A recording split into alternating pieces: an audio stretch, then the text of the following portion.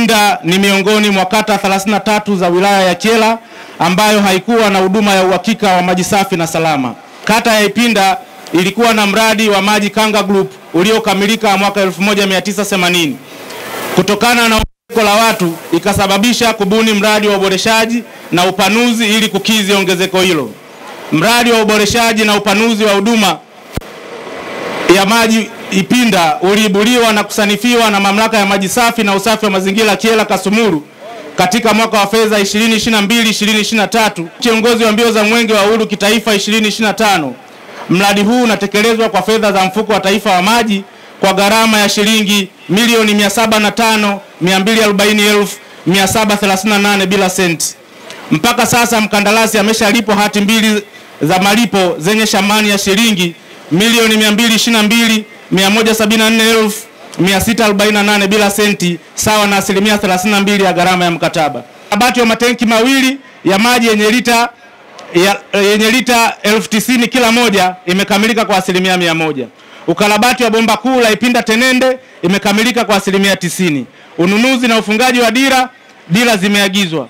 Ndugu kiongozi wa mbio za Mwenge wa Uhuru kitaifa 2025, katika kuenzi kauli mbiu ya serikali ya awamu ya 6 ya kumtua mama ndoo kichwani, mradi utakapokamilika utanufaisha zaidi ya wananchi 10,000 kwa kupata huduma ya maji safi na salama kwa urahisi na kuboresha afya na ustawi wa jamii kwa kupunguza magonjwa ya mlipuko.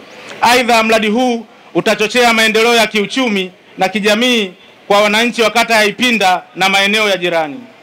Lakini sambamba na hilo, katika mradi huu tayari wameshalaza mabomba kiasi cha kilomita 20 na zimebaki kilomita 7 ambazo tunamshukuru sana Dr. Samia Suluhu Hassan, kwani mabomba hayo tayari yamefika tayari kwa kwenda kukamilisha kilomita 7 zilizobaki. Mwenge wa Uhuru utakapokuwa wilaya ya Kyela utakimbizwa kilomita 78.6 mpaka utakapokabidhiwa halmashauri ya wilaya ya Rungwe, lakini utakagua na kuweka jiwe la msingi na kuzindua miradi 8 yenye gharama ya shilingi bilioni 3.2. Kwa kweli Mwenge wa Uhuru umekuja kujionea mwendelezo wa uboreshaji wa miundombinu ya sekta ya maji katika eneo hili.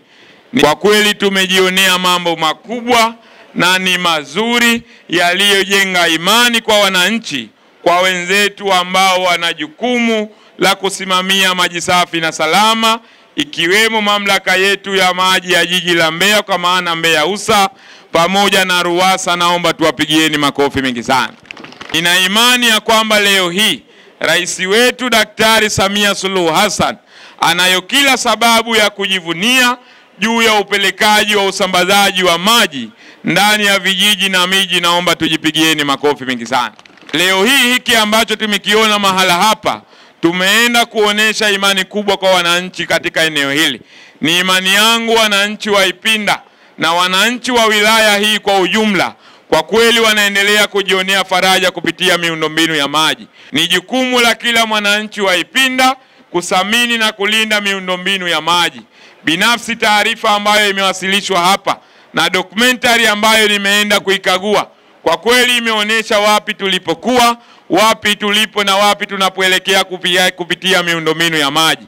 Na mimi niseme wazi, ndugu zangu wananchi, kwenye haya ambayo yanafanya na wenzetu wa mamlaka ya maji ya Mbeya pamoja na wenzetu wa mamlaka ya maji RUWASA, kwa kweli wamekuwa wakitendea haki mkoa wetu wa Mbeya. Naomba tuwapigieni makofi mengi sana.